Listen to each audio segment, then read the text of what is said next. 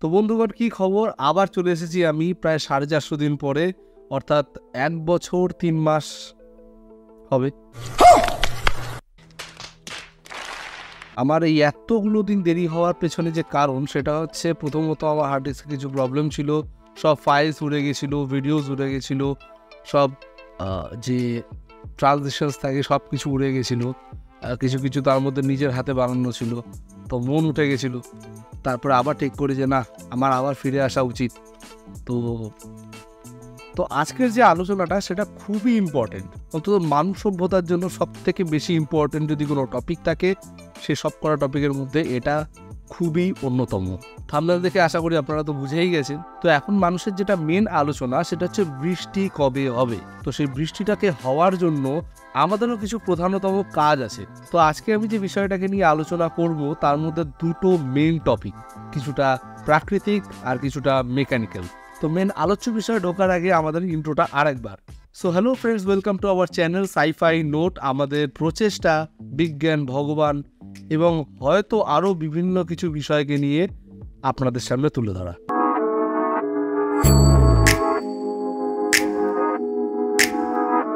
আমার বলার ধরনের মধ্যে অনেক পার্থক্য আপনারা আগের থেকে পাবেন, কারণ আমি বহুদিন বাদে আবার স্টার্ট করছি, তো একটু কিছু কনফিডেন্সের অভাব থাকতে পারে।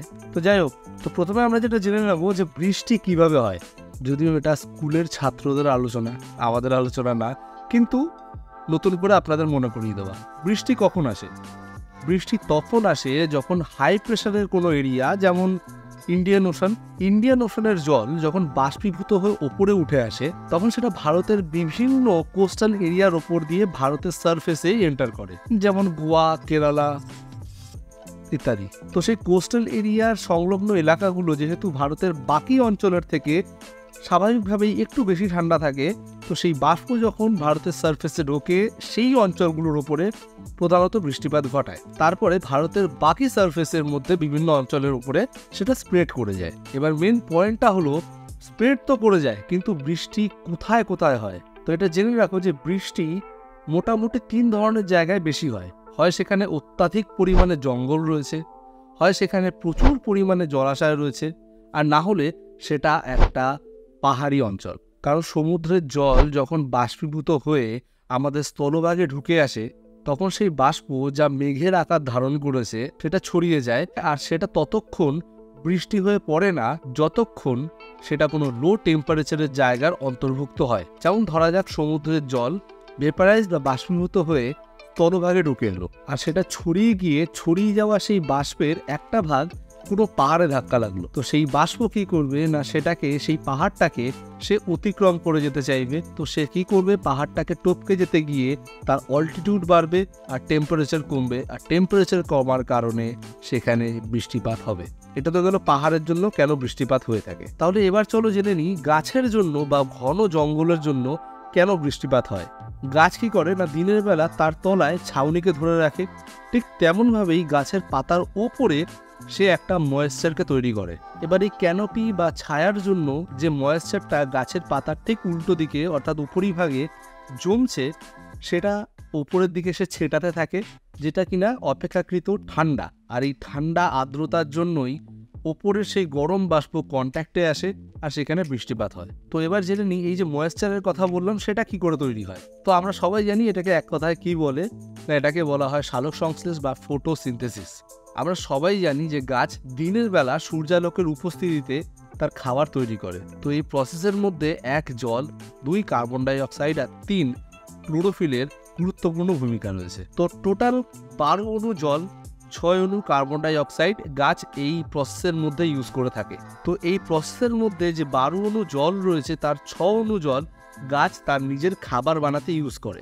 রইল বাকি কি না, ক্লোরোফিল। তো ক্লোরোফিল কি করে, সূর্যের আলোকে ক্লোরোপ্লাস্ট নামক অর্গানেলসের মধ্যে স্টোর করে রাখতে সাহায্য করে। আর যদি না জানা থাকে তাহলে এটা জেনে নাও যে এই ক্লোরোফিলের জন্যই পাতার রং গ্রিন হয়। পাতার মধ্যে থাকে স্টোমাটা, যেগুলো পাতার ওপরে উপস্থিত কিছু ছিদ্র বিশেষ, যা সকালবেলা বা দিনের বেলা গ্যাসকে এক্সচেঞ্জ করে। তো দিনের বেলা এই স্টোমাটার মাধ্যমে কার্বন ডাই অক্সাইড গাছের ভেতরে ঢুকে আসে। তো এবার গাছ কি করে, তার শিকড়ের সাহায্যে মাটির ভেতরে থাকা জল সেটা ভেতরে টেনে নেয়। তা এবার এই কার্বন ডাই অক্সাইড আর জল যখন এক জায়গায় এসে কন্ট্যাক্টে আসে বা মিশ্রণ হয়, তখন তাদের মাধ্যমে তৈরি হয় কি অক্সিজেন আর গ্লুকোজ। এই গ্লুকোজ গাছ নিজের খাদ্য হিসেবে ব্যবহার করে, আর এই অক্সিজেন পাতার মাধ্যমে বা ওই স্টোমাটার ছিদ্রের মাধ্যমে আমাদের পরিবেশে ছড়িয়ে যায়, যার সাহায্যে আমরা বেঁচে আছি। আর সেই যে বাকি 6 অণু জল অবশিষ্ট রইল, সেটাই হলো ময়েশ্চার। সেই ময়েশ্চারের কন্ট্যাক্টে এসেই গরম বাষ্প ঠান্ডা হয় আর বৃষ্টিপাত ঘটায়। তো বিষয়টা কতটা সিস্টেমেটিক না? গাছ নিজেই নিজের মেকানিজমকে সামলাচ্ছে, তার জন্য না কোনো ইলেকট্রিসিটি বিল আছে, না কোনো ট্যাক্স আছে, সে আমাদের ফ্রিতে অক্সিজেন দিচ্ছে, আর যেটা আনলিমিটেড। তার জন্য আলাদা করে আমাদের জল ঢালতে হচ্ছে না, ঢাললে তো ভালো, না ঢাললে বৃষ্টিপাত তো ঘটছেই তার মাধ্যমে। তো এইভাবে ঘন গাছপালা যত বাড়বে তত আমাদের পরিবেশ আরও সুস্থ হয়ে উঠবে। সো মেন কথা হচ্ছে, একটা গাছ লাগালাম, সে জল পেল, অক্সিজেন নিয়ে নিল, নিজেই খাবার বানানো নিজের, আর নিজেই অক্সিজেন বানিয়ে আমাদেরকে প্রদান করলো।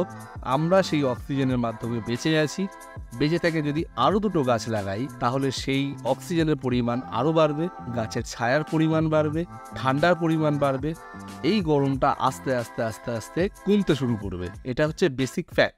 এবার আসি আমরা এসির দিকে, যে এসির মেকানিজম কিভাবে আমাদের ঘরকে ঠান্ডা করছে, পরিবেশকে ঠান্ডা করছে কিনা দেখা যাক। তো এসিতে অ্যাকচুয়ালি 2 ধরনের কয়েল লাগানো থাকে, একটা ঘরে ফিট করা থাকে আর একটা বাইরে। যেটা ঘরে থাকে তাকে বলা হয় ইভ্যাপোরেটর, আর যেটা বাইরে থাকে সেটা হচ্ছে কন্ডেন্সার। এই 2টো কয়েলই একে অপরের সাথে কানেক্টেড থাকে। এবার চলে আসি এদের ওয়ার্কিং প্রসেসে। তো প্রসেসটা যেটা আছে সেটা খুবই সিম্পল। তো আগেই যেমন বললাম, ঘরে যে কয়েলটা লাগানো থাকে তার নাম হচ্ছে ইভ্যাপোরেটর। তো এই নেচার বা কাজ হচ্ছে ঘরের টেম্পারেচার বা রুমের টেম্পারেচারের থেকে নিচে থাকা। রুমের ভেতরে যে তাপমাত্রা রয়েছে সেটাকে টেনে নেয় এক ধরনের গ্যাস, আর সেই টেম্পারেচারকে বা তাপমাত্রাকে ট্রান্সফার করে কন্ডেন্সারের মধ্যে, যেটা বাইরে লাগানো আছে। কন্ডেন্সারের কাজ কি? কন্ডেন্সারের কাজ হলো সেই তাপমাত্রাকে বাইরের পরিবেশে ছেড়ে দেওয়া। আর এই কাজকে খুব সহজভাবে আর খুব দ্রুতভাবে করতে কন্ডেন্সারের উপরে একটা ফ্যান লাগানো থাকে, যেটাকে আমরা এক্সস্ট বলি।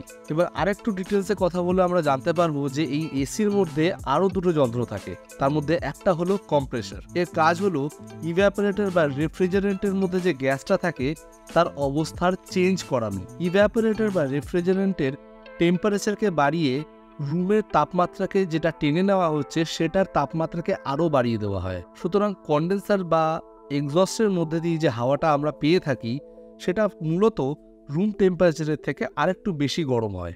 আর যখন রেফ্রিজারেন্টের মধ্যে দিয়ে এই টেম্পারেচারকে বের করে দেওয়া হয়, তখন সেই টেম্পারেচারটা মূলত জলে বা লিকুইডে পরিণত হয়ে যায়। কন্ডেন্সারের এক্সিস্টে আরেকটা যন্ত্র লাগানো থাকে যার নাম হলো এক্সপ্যানশন ভালভ। এর কাজ হলো কন্ডেন্সারের মধ্যে দিয়ে আসা লিকুইড রেফ্রিজারেন্টকে আবার গ্যাসে পরিণত করে ঘরের মধ্যে থাকা যে ইভ্যাপোরেটর রয়েছে তার মধ্যে পাঠিয়ে দেয়, আর এই সাইকেলটা অনবরত চলতে থাকে। তো এর মেন ফান্ডাটা কি না, রুমের টেম্পারেচারকে যেটা বাইরে টেনে আনছে, আর এসির মধ্যে থাকা কয়েল এবং কৃত্রিম গ্যাসের মাধ্যমে যে ঠান্ডাটা আমরা পাচ্ছি সেটা কোনোভাবেই ন্যাচারাল তো না।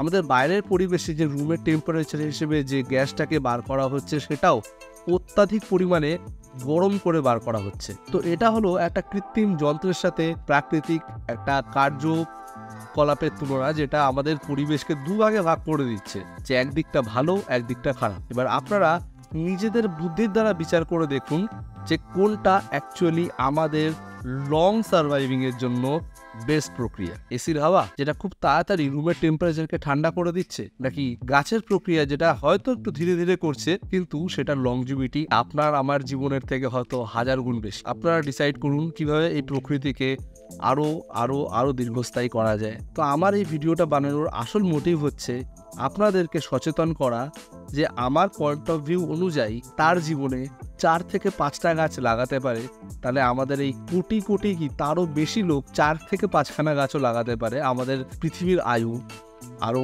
অনেক অনেক অনেক বেশি বৃদ্ধি পাবে।